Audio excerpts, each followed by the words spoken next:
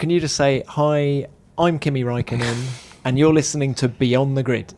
Hi, I'm Kimi Raikkonen, you are listening Beyond the Grid, correct? Can you do it one more time? What is it? Beyond the Grid. Hi, the Grid. I'm Kimi Raikkonen, and you're listening to Beyond the Grid. Hi, I'm Kimi Raikkonen, and you're listening to Beyond the Grid. You're listening to your podcast. Let's put it this way. Do you mind just doing it once more? Hi, I'm Kimi Raikkonen, and you're listening to podcast. Oh, Don't God. try.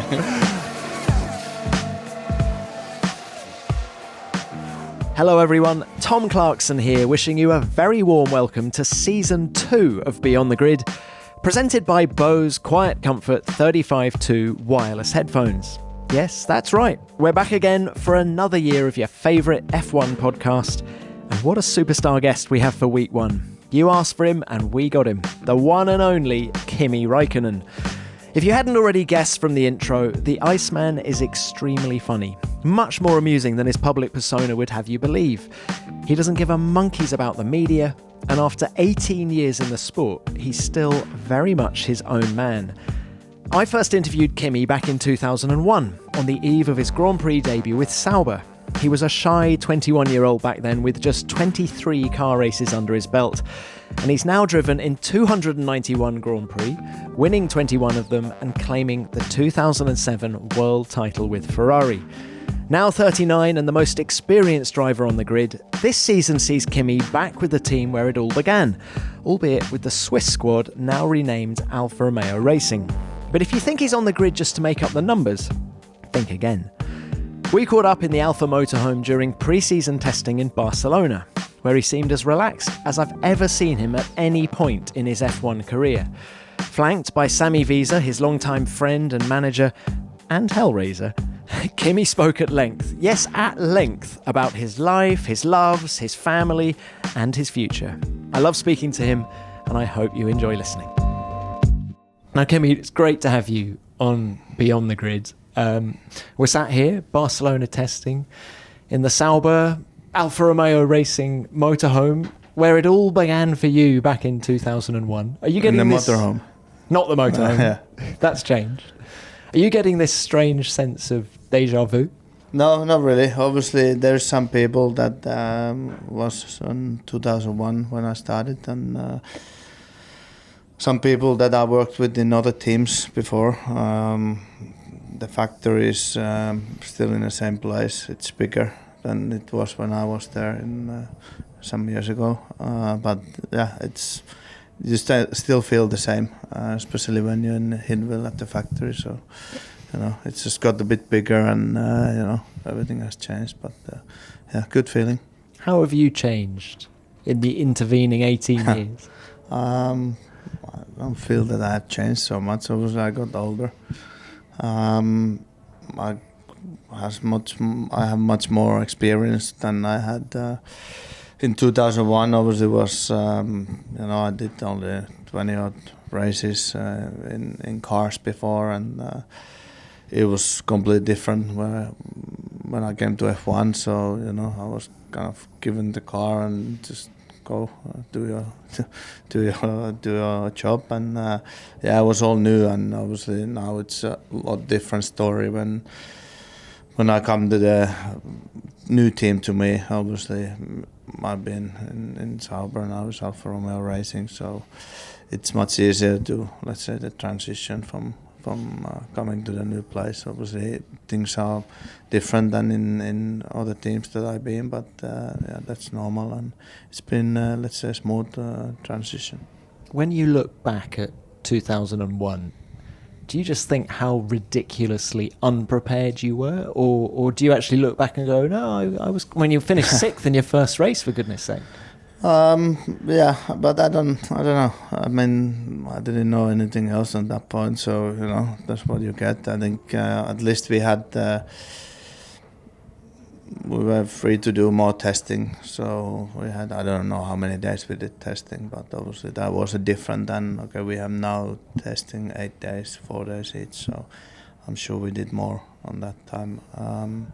But yeah, what else can you don't really feel that you are prepared or unprepared. It's something that you have to get on with it, and they all worked out well. So yeah, if it would have gone badly, then obviously you probably think afterwards, oh, maybe should have done something differently. But yeah, this is how it is now. Obviously now it's a bit easier to come and do your things because you know much more and you're used to different things. So. How important are the winter months for you now? Does Formula One take more or less out of you as you get older? Do you need that break? Yeah, for sure. I always need it. So that hasn't changed. So I think you need to have, otherwise, if you all the time. I think the big difference is that testing is very limited now. So in many ways it's much easier. Because in the past we did lots of testing before first race and then between all the races, and it was only basically driving it in race or testing. So that was if we're thinking now how much less we are in the racetracks is much better. So. Yeah, but there's more races now. Yeah, but it's. You still think you're at home more? Yeah, I think, but. Races, but then we need to go away. But the driving part is much less. So, well, what about the parenting thing? When you've got your four-year-old Robin tugging at your trouser leg, saying, "Dad, where are you going?" How hard do you find it's that? not anymore him. It's more our little girl is starting to get to that age. That it's. But how? I mean, I'm a parent as well. How hard do you find that? Constantly yeah, it's for sure it's not nice. You feel quite guilty on those moments, but obviously it's their age, and then they start understanding, and then they are more fine with it. Obviously, it's still not ideal, but this is how life is, and like most of the people, at least they do their jobs, and everybody's working, and it's kind of normal. If you take a big picture, so. It's not always nice, but you figure it out, and like us, we get used to new things and different schedules and stuff, and it's the same with the kids. So. And the fact that the Sauber Alfa Romeo factory is close to home, I guess, how does that make your life easier? Well, for sure, it's much easier in the way that when I go to the factory, I can drive half an hour. I do my stuff there and then drive back, and before it's whichever. Although the teams I had to fly one way or another. So that's a 9-to-5 job you've got now. 10 to 3. 10 to 3. No, but in that way it's much easier. Sometimes I have some small things to do there. I go with the son. We've been the whole family, so it's. You take Robin with you to the factory. Yeah, we've been there, so it's easy. Is he showing any signs of being a petrol head like his dad? Yeah, I think, but in fact, he's asking about go-kart, but we haven't taken him yet. So why maybe not? this summer. Are you going to start? I'm a bit worried if once we take it first time that it's all over. But motocross is done last few summers. So. What, just sort of round the garden or? No, on the track. So on the roads. I'm getting this amazing vision of Robin Raikkonen jumping. Jumping? Yeah, not yet. Like I tuned the throttle that is not down. It's only a little bit open. Otherwise, we have some accidents. So, serious question though: do you think you will go karting with the kids? And if they showed an interest, would you support them and do it all again as a dad? For sure, I will support them. Whatever they, if it's racing, if it's whatever they got interesting, they get interested, but I don't know. I think I remember when I was young, and one day I was excited about maybe hockey, and the next day on something completely different. So I guess they figure it out on some point what they're interested. But yeah, Kimi, how do you gauge how keen they are, because when you started, you and your brother, you were a mechanic, and you really, really had to want it because there was no family money to push you through. Obviously, there's a bit of cash in the bank now. Who knows? But I mean, so it's much easier in a way for Robin than it was for you. So at what point are you going to gauge, how do you gauge how much he wants it and how much? I have no idea. We'll just need to figure it out when we come to that point. I don't think there's any book you take and do this, and if this is what happens, then do this. It's only, we need to figure it out and, see what happens. And I have no stress about it because I don't plan anything anyhow. So I'm sure it will all work itself out. And, I will, like I said, I will support whatever it will be for Robin and Rihanna, sport or something, whatever they're interested. So that's an interesting point you raise. You say you don't plan things. No, I don't want to know even. But I mean, I found out this thing when I came here today. Well, I'm not talking on a sort of micro level like this. I'm talking about sort of big decisions. You've raced in 291 Grand Prix. Okay? Yeah, I don't know. I don't know the numbers yet. But I mean, Kimi, it's a long career. You have a lot of respect in the paddock. You're loved by fans around the world. And yet there's been no plan. Is that? Yeah, I don't have plan. Obviously, I know that I have a contract for 2 years, but I have absolutely zero plan after that. Just see what happens. Yeah, I don't see why. There's so many things can change over those 2 years that, hopefully we all stay healthy and, that's the main point. But you never know. I don't plan. I don't need to. I don't want to know when I'm home, when I need to go.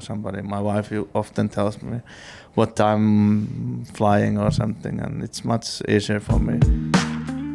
I hope you're enjoying listening to Kimi, and we'll get back to our chat shortly. Now, if you joined us for Series 1 of Beyond the Grid, then you'll remember me mentioning the fantastic shaving brand Harry's. And if you're only just catching up, then let me quickly fill you in on what you've missed.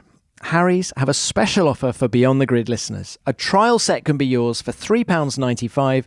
All you have to do is go to harrys.com/F1 podcast.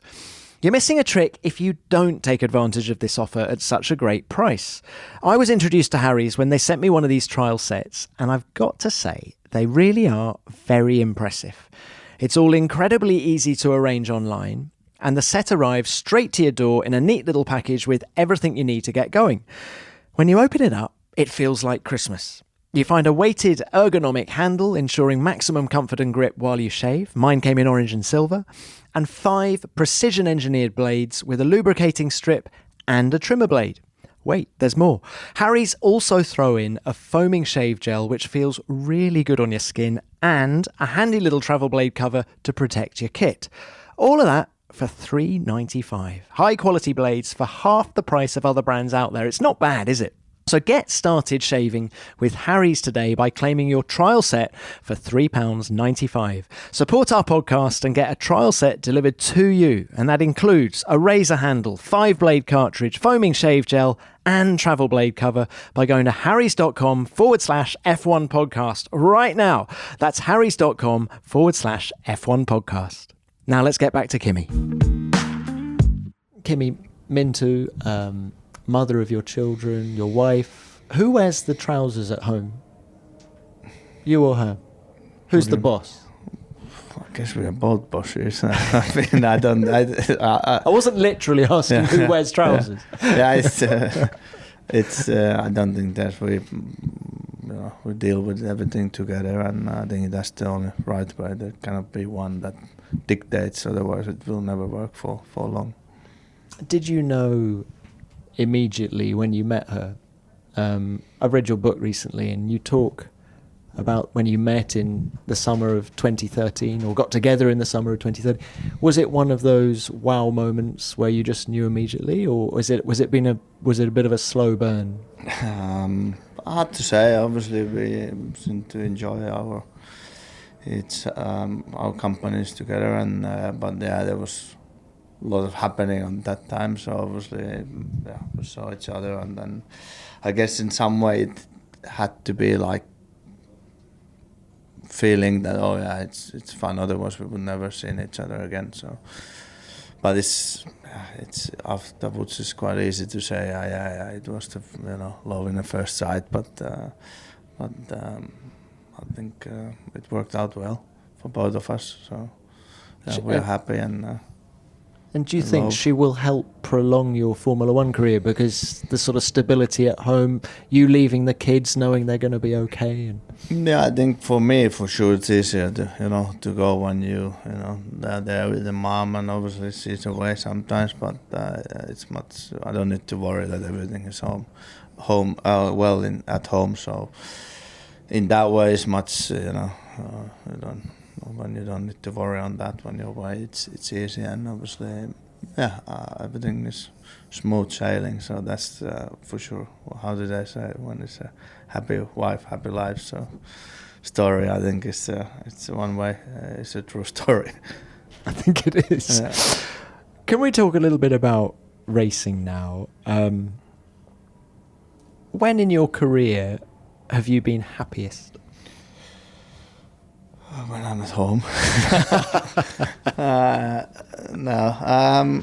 Obviously, it's not always all fun, and like any job, I think you have a good days, you have bad days. We all have in personal life. You wake up some mornings and it just feels everything is wrong, and it's gonna be a long day. But I enjoy my racing, and obviously when the results are better than worse, everybody's more happy in any team. So I don't know. I've never really looked that way that I'm more happy on those times than those. I think generally I wouldn't be here if I wouldn't enjoy the whole thing. Obviously there is a lot of stuff in F1 when we want to race, but there's a lot of other things comes apart from the racing, so that's not always the funny thing. Kimi, if we reflect on the McLaren years, for example, do you look back and think what an amazing opportunity the team gave you to come from Sauber and start winning races? Or do you reflect on those years as missed opportunities, because with better reliability you might have won the World Championship in 2003, 2005? What's your take on it? It's easy to say afterwards that the engine here, this and that there, but I think that's how it goes. This is how they end up to be, and I don't really feel that I missed one or two championships. It's we gave a good shot and we failed for whatever reason, but we never got it. And but I still have a good memories. It's I don't think my life would be any different if I had won the championship there than it's now. Probably it's better now without it, then maybe I wouldn't be here anyhow. So it was a great time. Obviously it happened quickly because I started with Sauber and I had I think 3-year deal with them to end up going McLaren, so it was a nice transition. So I had a good time there, and I learned a lot there. So who steered you in that direction? Was it Mika Häkkinen who you replaced, or was it your management team of Steve and David Roberts? Yeah, for sure was them. Or Steve and David. Yeah, obviously I don't know where the first contact really came. We spent some time with Mika at that time, and obviously when he was retiring, I guess maybe he talked to them, and then Ron talked to the managers, and I don't know exactly how it all started, but it was for sure my managers that done the biggest work for me from go-kart to get to the racing cars. Otherwise I would never been in the race cars in the first place, and then arranging the F1 test with Sauber. Now, am I right in thinking that it was Ron who coined the Iceman? Yeah, that's. Can you? I don't know where, but that's what it came up, and they said, this would fit you well or something, and I said, okay, no problem, and that's how it started. But actually, it's been good. So, but it's been really good. Maybe I always joked that maybe he looked a lot of Top Gun or the movie, but it's. I think, Kimi. So thanks to him. Thank you to Ron. Yeah, it's a great nickname. But I think it was after Japan 2005 when you won from 17th on the grid. No. Was it before then? Yeah, because I think I had already on my helmet in the first year in McLaren. I had an Iceman sticker, God, so you made an immediate impression as an Iceman then if you were able to put it on. I think it was in 2002 already, I'm pretty sure. Wow. So then from McLaren, we go to Ferrari. When did the taste of Ferrari first come to you? When did you want to start? Did you always want to be a Ferrari driver, or? I didn't really have that I want to be this or that. It's just obviously all things turned that way. I don't know. I think I signed the contract in 2005. So quite advanced before I went there. But you kept that quiet? I'm surprised it stayed that quiet for often on there, you know. I think you can read on the news more stuff than you get to hear from the factory. But it just happened to that. I think they contacted and took a while, and then that's how it turned out. So it wasn't like, I want to desperately go here or there. It's just, the next opportunity. And that happened to be Ferrari. It sort of kind of takes us back to not planning things, doesn't it? And then of course, I didn't have planned to. We're not gonna go to McLaren. You know, it just happened. You know? It's a bit same with Ferrari thing. And well, if you had planned your championship campaign in 2007, I'm not sure you would have planned it the way it happened. I would probably plan it a bit more easier. So. I mean, what were you? You were 7 points behind, I think, coming into the last race. Yeah, I don't. It was a crazy year. Obviously, the points were different, so I think, it was. I think we were quite on the back foot in quite a while. We had some, I think, DNF here and some other stuff, and I had a bit hard time after the first race. Looked very good, but I knew not really. Things were still. We need to sort out. It was quite a lot different than what I'm used to in McLaren. So in that way, it all worked out well in the end, but there was some difficult times. How did winning the title change your life? Didn't really change my life at all. Obviously, I think it's more how people look to you, or that's probably what is the biggest change. The lives, it probably got more hectic in many ways, but no, not really. The life itself doesn't change, in my view at least. Sorry to go back to your book, but to go back to the book, there very much appear to be two sides of Kimi Raikkonen. There's the serious racing driver who comes into the paddock, gets the job done. And then you sound like a right laugh away from the track, but we don't see that side of it when we see you at the track. So why the conscious decision? Do those two sides of you ever interact as you get older? Are we seeing a bit of both at the track, or? I don't think so. I mean, I think in person, I think everybody is different from work to home. Maybe I'm wrong. I am. I'm pretty sure of that. But obviously, here is more working and getting things right. And I don't. I never felt that it's like the place that is the most funniest place always. In the teams, but the rest you almost like you don't want to be involved too much on other stuff because it's all reporters and writing things, and they always try to find crazy stories and making big story out of nothing. So. But Kimi, have you been burnt by a journalist? Is that a sort of a lack of trust of the media, or have you had bad experiences in the past? Or? Can you have a good experience with a journalist? Well, hey, I hope you're not hating this. I mean, like I already started that I'm forced to be here.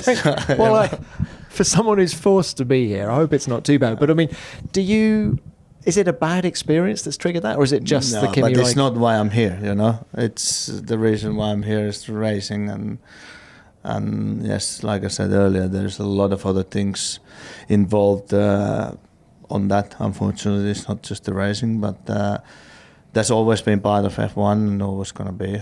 But just have no interest to get involved with those things. I wouldn't say that I'm somehow burned or missaid or something on there. Obviously, there's things that are sometimes not true, sometimes they are, but yeah. But you still love racing and driving Formula One cars, and that's what keeps you otherwise I coming wouldn't back. be here today. But can you put a little bit more flesh on the bone? What is it? Tell me about the pleasure it gives you. Driving a car, when you pull out of the pit lane and you're in your own little world in the cockpit, can you just explain why that is so special? I guess I enjoy the speed. I don't know. Never really think it too much. Why not? And I enjoy racing. I think obviously testing is great with the new cars. Everybody's excited, and it's nice to always see how the cars are. But let's say I'm happy that there's only like 8 days in the end, because after a while we're going around the same circuit forever always. So it's the main thing is the racing and going against each other and try to do everything as well as you can. And it's painful sometimes when you do mistakes or you don't get exactly what you want, but I guess that challenge is also the one that is enjoyable in the end. And So it's the wheel-to-wheel racing as much as the physical pleasure of driving the car. Yeah, I guess. It's good to be back, friends. It really is. And this is just the start of it. There'll be more from Kimi in just a moment. But before we dive back into the chat, I wanted to give you a swift reminder that the F1 Beyond the Grid hashtag is still going strong. And there are lots of things covered in this episode that we'd love to hear your thoughts on. So get in touch. I'm at Tom Clarkson F1 on Twitter, or you can just use the F1 Beyond the Grid hashtag. Now, much like F1, life can be pretty hectic and flat out. We all need a little help sometimes to boost our concentration and channel some of that race car driver mindset so we can focus more clearly and get results, no matter what the task at hand. And that's where the Bose Quiet Comfort 35.2 wireless headphones can help. Noise off, focus on.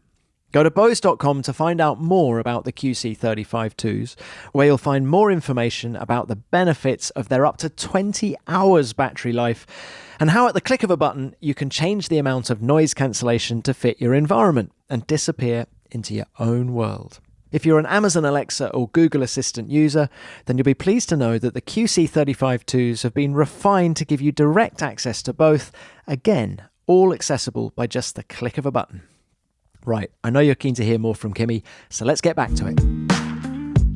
And is it a fear of failure, or is it the lure of success that keeps you going? I don't fear of failure. I think if you ask many, they probably say that I failed more than enough, but I don't care. I do it because I enjoy, and I have no fear of. If it goes bad, it goes bad. It doesn't change my life, Once I walk out of the paddock, my life is still the same. So Kimi, go back to your career. What did you miss about Formula One when the Ferrari thing came to a premature end at the end of 2009? Racing. It was the racing. Oh, not beginning, nothing. Absolutely nothing. I was very happy to go, Had enough. I'm sure I could have signed contract, but it made no sense to me, and I had absolutely zero interest to be here. So end of 2009, you were fed up with Formula One.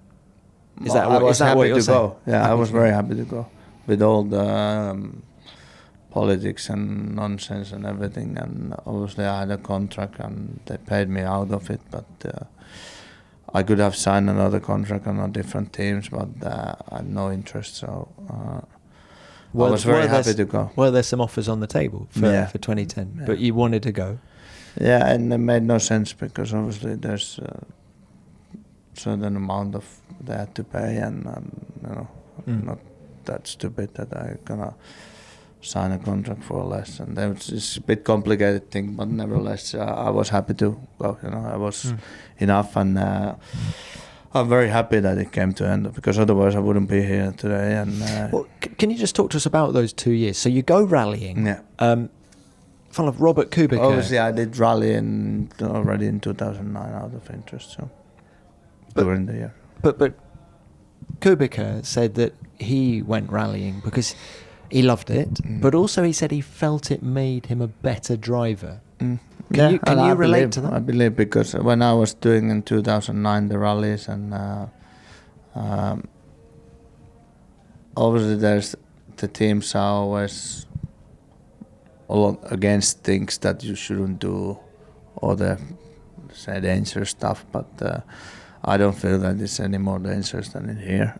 Plus, I think it's helpful because it's for sure it's teaching you different things on driving, and the one thing that is very helpful is that you have to put so much effort to not just driving but concentrating on notes, listening them right, and then driving. That keeps you. It needs to be much more sharper there, because when you don't listen right, you know there's not. Oh, you need to be very lucky when you don't hit something when you miss the corner a little bit or the braking by a few meters. So I think that teaches you a lot of things, and it's helpful for F1.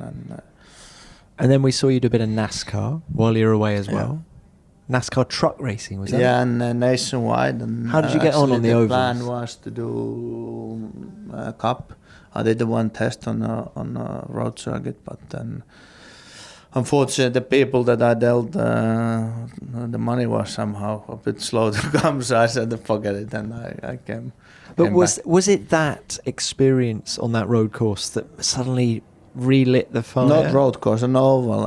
It was more because obviously in a rally you don't race against anybody. You race against time, basically. Yes, you add everything on the first two, whatever they are, but it's not race closely against each other. So in NASCAR it is, and obviously it doesn't matter which position you are there. You always found one or two or more guys to race, and then I noticed it's good fun again, racing closely and pushing each other a bit, and so then I thought, maybe I'm missing racing, and then I thought, okay, maybe I should do more, and then I was thinking that, because my plan was to do more NASCAR races, the Cup races, like 6 of them or something, but so that didn't obviously worked out in the end, and then I was thinking, if I want to do racing, then, if you want to do racing, maybe you should do racing in F1, because it's obviously the, at least said, highest levels of so what you then racing. And you gave the orders to Steve, and so I called Steve and said, okay, this is the idea, and do your work. So because he was already a year before, I got some offer from all that we were called and asked if I want to race in F1, and from Lotus, was that the call? Yeah, and I said no thanks, and Steve asked for that. I said no, Steve, don't ask anymore. And then obviously then I called to him and asked him, can you look into it, and then it all started from there. So obviously it was first with Williams, and then end up in a Lotus. Well, it was clearly a good car, but Kimi, I've got to ask you, about 2-week period between the Bahrain Grand Prix and the Spanish Grand Prix in 2013. I think Sammy was there. Probably Sammy started the whole thing. So that's Sammy in the background. Who's how do we describe Sammy? As a friend? But I mean, Sammy has been with you since you were 16. You were his mechanic. Yeah. When he was karting, you obviously decided you were going to be a better driver, and he was a better mechanic. Yeah, I was doing some. But Kimi, there was a pretty intense 2-week period. You finished second in the Bahrain Grand Prix in 2013. You then finished second in the Spanish Grand Prix 2 weeks later, maybe 3 weeks later. But quite a lot of partying went on. Yeah, but that's normal. Is that normal? Yeah, it's very normal, and maybe it's not in a book, everything, but for sure on the whole summer was more or less that was fun. It was more or less racing and partying, but it's it's nothing new. So I'm so for me it's normal. Outside it might look a bit weird, but for me in the past it's very normal story. So. But Kimi, how does, when you go and do a 16-day binge, which is what you did between, I would still have a hangover now. Yeah, but trust me, once you do it, it doesn't feel that long actually. So. But how? So according to what I read, you stopped boozing, I think, on the Wednesday before Barcelona.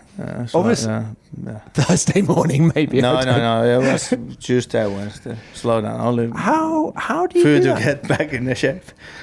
But how, Kimi, how does the body cope with those extremes? So what I just said, that when you do a lot of practicing, it's much easier.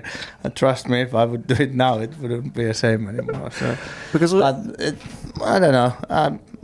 You get used to things, and like anything, unfortunately. So, no issue. A little bit. I always joked in the past, and as long as you have more drinking days than hangover days, you're all fine. So, for sure, on that point, the numbers were right. So, but you don't think, has it in any way had a negative impact on your career? Absolutely not. Do you actually think it's made you?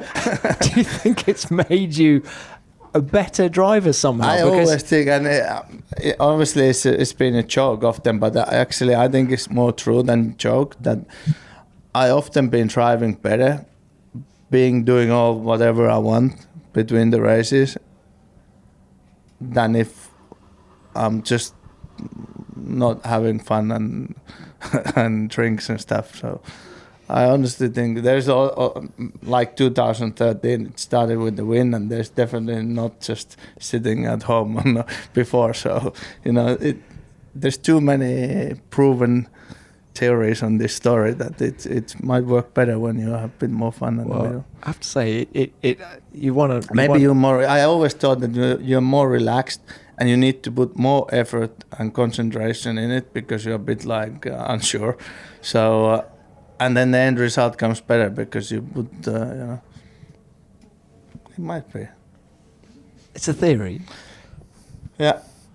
So, Kimi, what about, you've done a lot of your partying with a small group of friends. Sami Visa, who we've just talked about, Stephen. Again, only because of him. He starts always. But then, you've always had a very small entourage, haven't you? So there's been Sami. It's my friend. I call them friends. Well, no, okay, friends, yeah. but they've also... Sounds wrong when you say it like... But they've sort of done jobs for you at the same time. Mark Arnold has been there for you as your physio, I don't know how we describe him, Stephen Dave Robertson, but that is it. And they have been with you throughout. How important is loyalty to you? Yeah, for sure it is. I think in anybody's life, otherwise it's, it just doesn't run smoothly if there's not that. And when the doubts comes, then obviously it's kind of never-ending story. So yeah, for sure, one big part. We're going to pause it there because I've got a quick question for you. Would you consider yourself a tech-savvy person? I mean, I'm not particularly good at it, but luckily we've got a great team of people at F1 who do amazing work on our website. And if you're looking to create a professional website by yourself, perhaps for your own business, or maybe you've been inspired to start your own podcast, well, Wix are on hand to help. Wix is the most technologically advanced website building platform available, allowing you the option to either start your website from scratch or choose from over 500 stunning templates so you have complete creative control over your own website. 140 million people use Wix for their websites, and they can't all be wrong. So if you're looking to branch out or build your brand online, it's a good place to start. And you can get started now by going to wix.com, that's Wix, wix.com/podcast to get 10% off. Write it down, wix.com/podcast to get 10% off. So then let's just go back to the driving. I don't know that you said drinking. No, drinking. Later. No, we've done drinking, haven't we? I don't know. We only drink water these days. Yeah. But you then... how surprised were you to get the call from Ferrari after what had happened first time around where they gave you the axe? In many ways, not really, because I think when we end the relationship in a way, it all ended up in pretty smooth way in the end. Even whatever is said and written, but there was never really much bad things to say or anything else. So. Yeah, I was really surprised, and I guess winning the championship with them also was a kind of good thing in there, and it's not really. They could build a story around that, couldn't they? Yeah, and also it's I think it all ended up, but it was always in a good way. And so then, of course, we've completed the circle by coming back here. Let's talk teammates quickly. Best teammate you've had in Formula One? Yeah, I had many. David was very good. David Coulthard? I wasn't the first one. I was first with Nick and then with David. And what did you learn off David? Hard to say, really. I think I thought we had very good working relationship, and also he's a really nice guy and normal guy in many ways. So I enjoyed that a lot, and I had quite a few. I did McLaren a few more. So you had Montoya? Yeah, and then Alex was there. Alex first? Yeah, one race. 2005, Pedro, yeah. Yeah, so I had quite a few fill-ins on some of the teams, so it's hard to say. Obviously with Seb, I'm probably more close than with anybody else. So what is it about Seb that you like and gravitate towards? It's very similar feeling, I think, way of thinking stuff, and obviously it's German, but apart from that is, Nothing wrong with Germans? No, I'm not saying that, but it's we always get along well. I think when he started, I talked to him when he was very young, and we always started from there. So, I don't think I have bad teammates. With some people it's a bit more tricky than others, but it's always worked out well. Now, of your 21 wins, which is the one that stands out, if there's one? I mean, the look of sheer delight on your face in Austin last year made me think that one was very special. Is that right? Yeah, for sure. I mean, it took a bit longer than hopefully we probably expected, but it was nice. Can we pick out one that stands out? I keep banging on. I'm sorry, I keep banging on about it, but Japan 2005 was spectacular. Yeah, it was good. If you purely take the racing side, it was very, very good. But then, I don't know. The Lotus, I think the Australia win was great. I think the Ferrari 2009 in Spa was great because the car was definitely not fast. So that fast, but it's impossible to pick one that was better than others. Why are you so good at Spa? I don't know. But you're right. I mean, do you arrive at Spa and have a sort of different feeling about it? No, absolutely not. I don't feel it any different. I like the place because it's very quiet in many ways, and middle of the forest, and it's more kind of like remind you at home. Does it remind you of home? I don't know. It reminds me more like it should be in my head, at least, like more older school, like where it's a bit more like I'm used to when we started, like a lot of races were more went in the middle of nowhere and traditional racetracks. Yeah, exactly. Yeah, maybe it reminds me of home. Yeah, I like it there. But you like fast corners because you're good at Silverstone as well. I don't know if I like fast corners. In my head, I don't think I like fast corners, but maybe I do. I think the circuit in Spa is very nice and flowing. I think it was the best when it was the old bus stop. Oh, that's interesting. Yeah. Why do you feel that? I think it was more challenging. No, it was better corner, I think. Was there's more overtaking into this one? They changed it like 3 times at least now. I think there's more overtaking into this one now than there was in the traditional one. Depends which cars, which rules, And where are you at on Eau Rouge? Do you feel that? Yeah, but it's not really corner for us. And hence you enjoyed it back in the day when that was more of a corner as well.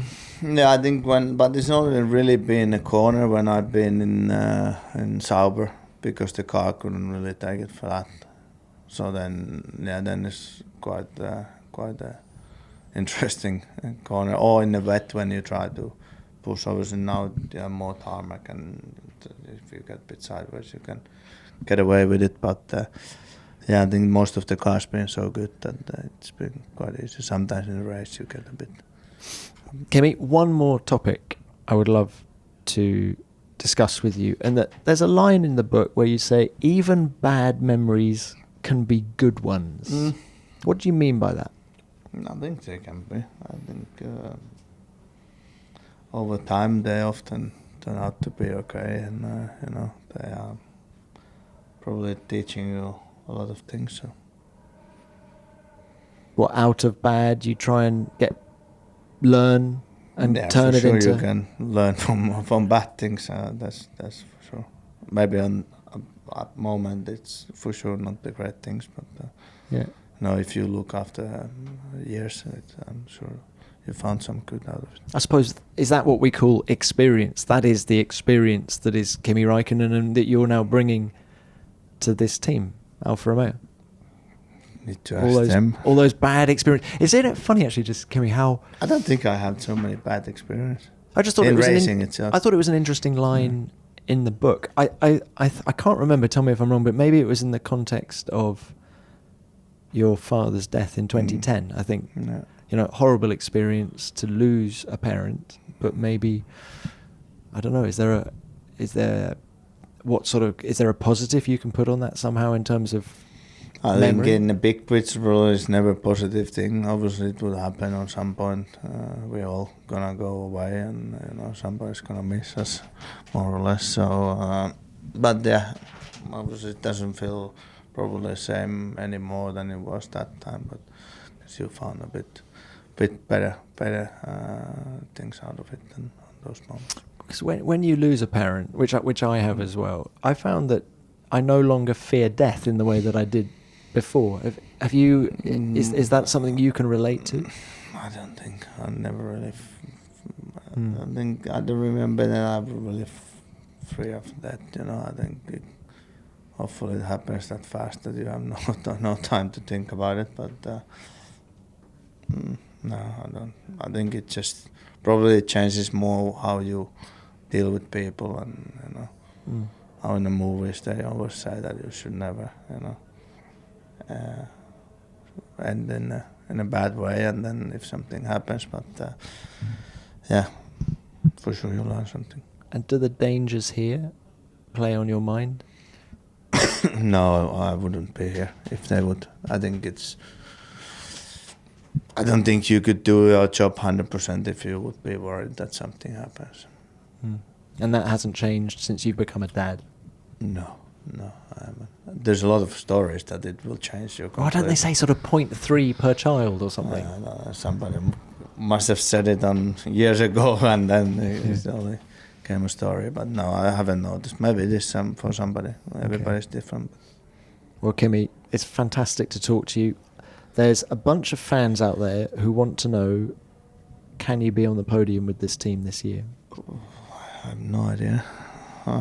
We can only do our maximum, and then for sure in the first races we get some idea where everybody is and what is the differences. But I think so far feels okay. But what it's gonna give us, time will tell. The car is born well, isn't that the expression? Yeah, whichever way you look, it seems to be a decent car, and obviously work to be done on. As always, any car, it doesn't matter how good or bad it is, there's always work to be done. So, but yeah, it feels good. Well, best of luck this year. Thanks for your time. Great to speak to you. Thank you. Cheers, Kimi.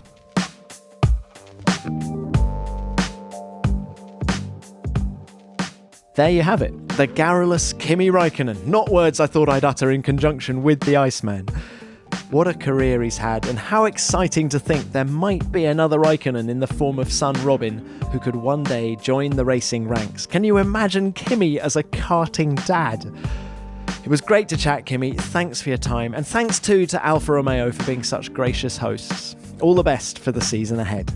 Well, that's it for this episode, but we're back into the weekly swing of Beyond the Grid, so you only have to wait 7 sleeps to hear from our next superstar guest. And yes, it's another cracker. In the meantime, if you haven't already, be sure to subscribe to Beyond the Grid. We're on Apple Podcasts, Spotify, and tons of other podcast platforms. And while you're there, why not leave a review? Or better still, recommend us to a friend. And as always, we'd love to hear your comments. Use the hashtag F1 Beyond the Grid or drop me a line on Twitter at Tom Clarkson F1. Beyond the Grid is produced by F1 in association with Audio Boom. Until next time, keep it flat out.